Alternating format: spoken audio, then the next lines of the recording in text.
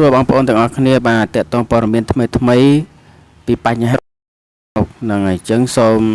មកស្ដាប់អាន comment ដែលគេបាន comment ក្រោមFacebook តកតងបញ្ហាស្រូវចោះថោកនឹងហើយក៏បានដកស្រង់អំពី Facebook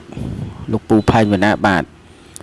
សង្ឃឹមថាយុទ្ធធនមានសម្រាប់កសិករគ្រប់គ្នាគ្រាន់តែតម្លៃស្រូវ900ទៅ1000សោះហេតុអីក៏ឲ្យពួកខ្ញុំប៉ុណ្ណឹងមិនបានសង្ឃឹមថាលោកពូនឹងជួយខ្ញុំបានផងចោះណា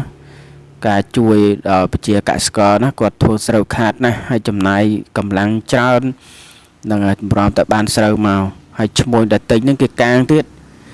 នឹងគេកាងអស់មិនអោយអ្នកផ្សេងទិញបានថ្លៃទេ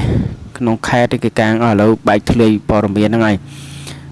ខ្ញុំជឿជាក់លើបងផៃម្នាក់ខ្ញុំអត់ជឿដាក់លើក្រសួងកសិកម្មទេណ៎សូម្បីតែក្រសួងកសិកម្មគេមិនជឿដែរហ្នឹងហើយពីព្រោះវាធ្វើការវាអត់ច្បាស់លាស់ហ្នឹងហើយឥឡូវគេជឿទៅលើខាងព័ត៌មានគេទៅយកផ្សព្វផ្សាយនេះគឺច្បាស់លាស់តែម្ដងបាទត្រូវហើយបងច្បាស់គួរតែចាត់មនុស្សប្រភេទនេះចេញណ៎ឃើញទេ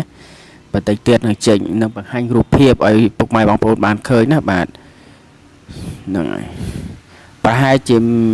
មានបានដោយសារកេងប្រវាញ់ញើសឈាមកសិករយូរហើយមើលទៅទេវតាបើកប្រណេតហើយធ្វើល្អបានល្អធ្វើអាក្រក់បានអាក្រក់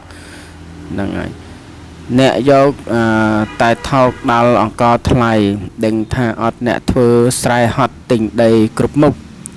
ដល់ពេលបានផលស្រូវចោះថោកតំបំតែធ្វើស្រែបានមិនងាយទេអ្នកស្រែផងទៅលោកស្រែយូរទៅបំពាក់បំណុលគេមិនធ្វើស្រែបានផលមានទេបើស្រូវចោះថោកនោះណាគេត្អូញត្អែរឿងថោកពេកមហាថោក